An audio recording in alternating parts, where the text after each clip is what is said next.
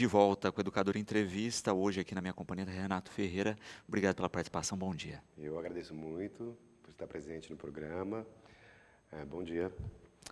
Bom, Renato, vamos falar um pouquinho dessa questão, né, da terapia psicocorporal, né? Mas antes, falar um pouquinho da sua formação, né? Como é que você chegou nessa questão? Tá. A minha formação acadêmica é em fisioterapia.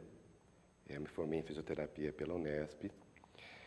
E durante o meu processo, né, na formação, eu comecei a perceber que muitas dores, né, que os pacientes traziam, vivenciavam, estava muito além do que a própria dor, né? Alguma coisa estava acontecendo dentro, né, no mundo interno do paciente. Algumas pessoas se emocionavam e eu fiquei com aquela, né, incógnita, né? O que será que acontece, né, além do que a gente conhece, do tradicional, né? E aí eu me encontrei, né, nas minhas buscas, eu me encontrei com a morfoanálise, que é uma formação de terapia psicocorporal. A morfoanálise, ela nasceu na França, né? Quem criou foi um terapeuta, Serge Perrot. Ele além de fisioterapeuta, ele também seguiu uma linha da psicanálise. E nas pesquisas dele, ele percebeu que tanto as compensações ou dores dos pacientes estavam muito vinculadas aos aspectos emocionais, vivenciais, né? E aí eu me identifiquei com esse caminho, né? Na mesma época que ele criou essa técnica, vamos dizer assim, nascia na França um método de cadeias musculares, né? Que seria o seguinte: nosso corpo ele é formado por uma teia de músculos que se organizam para funcionar, né? E a Madame Mézières, ela, observando os pacientes dela, ela percebeu que ela poderia alinhar o corpo do ser humano para que ele se equilibrasse e não sentisse dores, né? Aí Serge Perrot fez a formação da Madame Mézières, além do seu processo pessoal de terapia, e começou a perceber a ligação entre essas cadeias, entre todo o organismo e o que o indivíduo vive.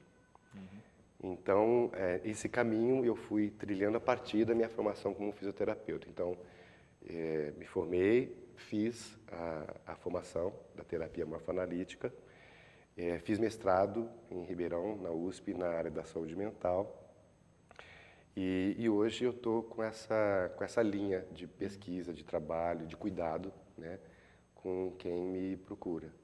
E é uma coisa que, pensando hoje no dia a dia, né, eu acho que as pessoas veem mais essa relação no sentido prático de, olha, tive um estresse físico, então isso vai me gerar dor, é óbvio, né?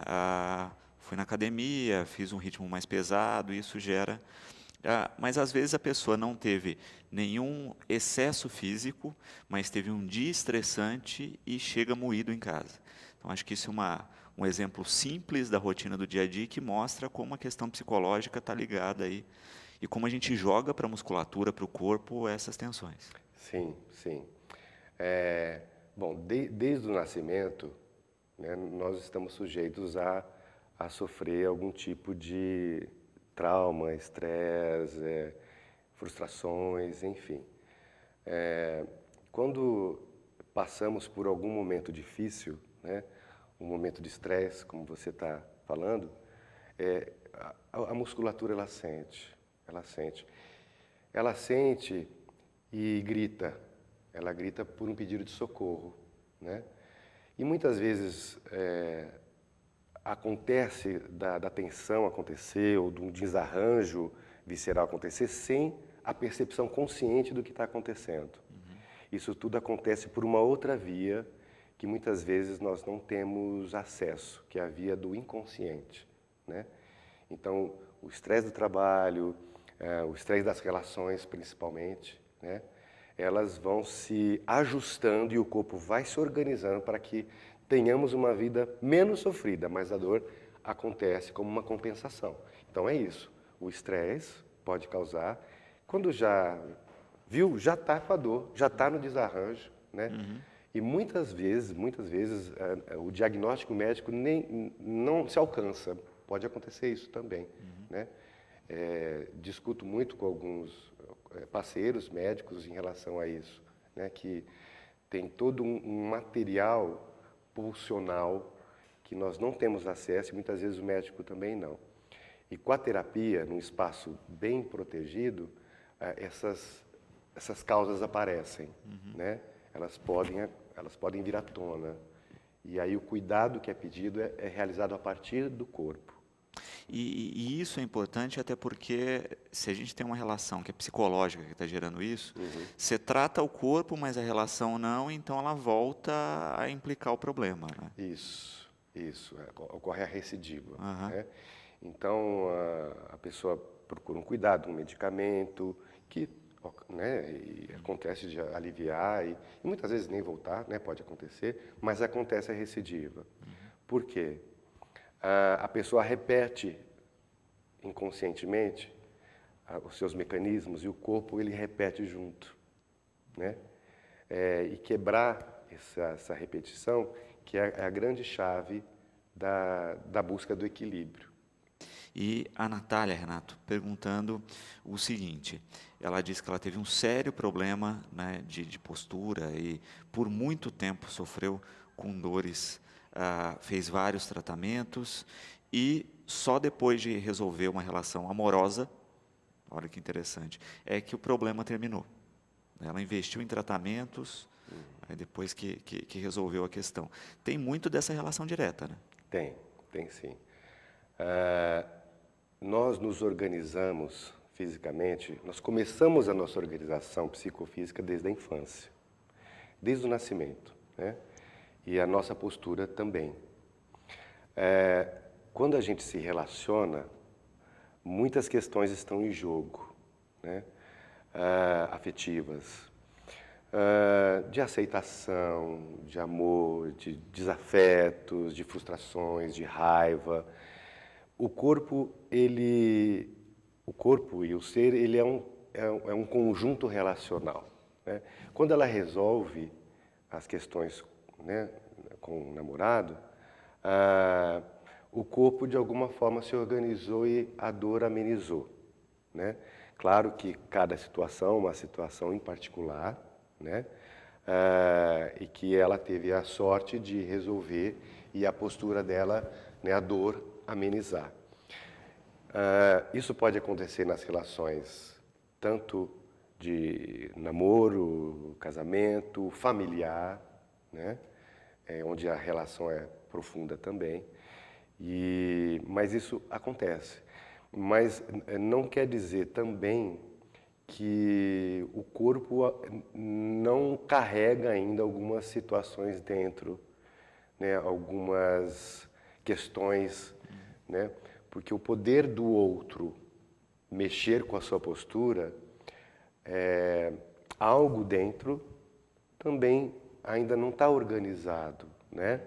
Então, toda e qualquer tipo de contato profundo, uma relação amorosa, uma relação profunda, ela mexe com a organização postural, né? Isso é uma realidade.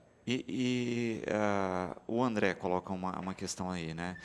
Você teve esse problema psicológico que gerou um problema postural por muito tempo. Resolvido o problema psicológico, a postura pode ficar prejudicada ainda e ter que fazer um trabalho à parte? Bom, é uma pergunta bem complexa, porque é uma história muito longa e eu vou tentar enxugar, né? Quando a gente fala do problema psicológico, né, muitas pessoas pensam só nos pensamentos, né, no que a gente pensa. E o psicológico hoje é chamado, né, por Winnicott, que estudou muito a psique, nós somos um conjunto de pensamentos, de sentimentos e sensações, né? Quando esses pilares que a morfoanálise trabalha, que é o pilar do corpo, né, que é o que a gente sente, O pilar do corpo, que a gente sente peso, que a gente sente textura, tônus, né? O pilar sensorial, onde nós sentimos calor, frio, aperto quando está com uma angústia, ou a abertura quando está feliz, né? E os pensamentos, é todo um processo em conjunto. Ele está perguntando, resolvendo isso, né? Resolve a dor? Tá. Para se resolver, é um caminho de reparo, eu digo assim, né? O reparo, ele pode acontecer a partir do momento que você pode entrar em contato com as causas, que podem ser muitas, e as dores podem se resolver sim, né? É uma realidade que acontece. Mas na pergunta dele, eu tomo muito cuidado para responder, porque não é um efeito mágico, né? É um efeito processual, onde o indivíduo ele vai se permitir mergulhar dentro do seu corpo, eu vou dizer alma, vou chutar essa palavra alma, psique, né? Para entrar em contato com o que causou aquela ruptura que o corpo travou. Resolvendo todo esse desequilíbrio, resolve o desequilíbrio postural. Né? No caso, ele falou da postura. Né? E, claro que não tem só postura, existem as vísceras que podem também ser atacadas, entre outras situações. Mas se você repara na relação terapêutica, por exemplo, a dor que pode emergir, a emoção que pode surgir, a reparação na relação terapeuta-paciente pode acontecer sim, muitas vezes acontece em clínica, na maioria, né, da pessoa se centrar e conseguir organizar o seu corpo e não sentir as dores. Isso é uma realidade.